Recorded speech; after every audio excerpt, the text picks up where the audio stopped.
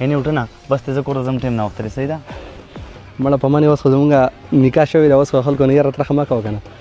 پلار دې ما ته 10 تولې کالي یاد کړی دی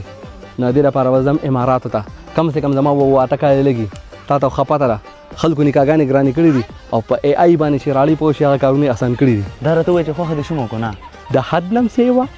دومره مې خوښی دومره مې خوښی دومره مې خوښی چې ته په کټ کې کښېنې که نه دا رور باندې سره په کټ کې کښېني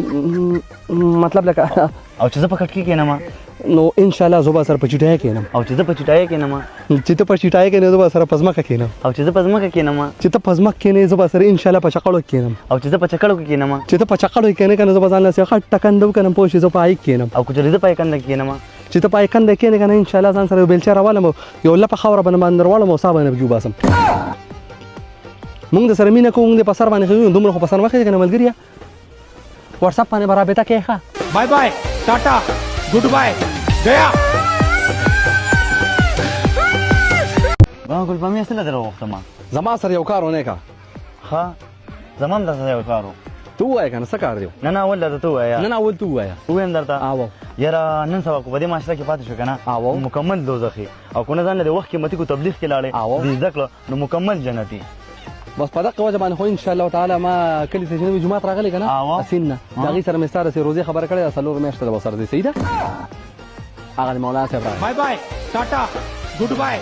गया یا الله پاک ستا د قدرتونو نظر شم نن خور نه راته مری ایوبیا جوړ کو ولپام السلام علیکم او کاکې د نن بیا روسي السلام علیکم یې لکه څنګه یې څنګه یې یارو یا سره دی روغ کاکې او ډېره زر ده انشاءالله تعالی هغه ورځ به راځي چې ستا په تندي باندې به یو ټینشن یو رنجش کې به یې پوه شي مکمل په غټ درد کې به زمونږ درشل ته به ولاړې دروازه به وټکې داسې بېوسه بېوسه به ګورې چې دی به ورسره ووځي اچانک په زه په استري کړو کپړو کې راووتم په ځان مې خطرناک اولو والا سپری کړي پوه شوې او زه به ستا نه دا پوښتنم چې کاکې محترمه څنګه دې راپېښه وکړه نو ته به ما ته ووایې ملګریه چې یو 10,000 روپۍ مې قرض پکار دي او که دا 10,000 روپۍ ته رانه کړې شرمېږم د یو سړي د باندې قرض دی او کمیس او کپړې رانه وباسي خیال دی زه پښتون به څه وکړم خبرې مړه په ما باندې به هدي پوه شوې ستا به ما ته 10 صورت دوا کوي زه به 10,000 روپو په ځای باندې 10 لکه روپۍ درکړم پوه شوې خو دا تپوس په نه ونه کړم چې دا به ته ماله واپس کله راکړې یاره دم ترشه غونته یې هسې نه چې وینه غواړي نه کاکې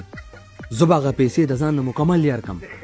ته به هغه پیسې راوړې د خپله ځانه د کور مخې ته به یې ږدې پوه شوې ته ما ته چې پیسې واخله زما به سره به مکمل شي زه به سره پیغام خادي ختموم پوه شوې تلې راغلی به سره ختموم زه خو به نه هغه پیسې وانخلم زه به هغه حسابوم چې دا ما ته الله رضا دپاره درکړي لکه په جومات کې سړی چنده ورکړي لکه کیسه یې شروع کړې ده خو دا راته اوس دې څه له راوغوښتم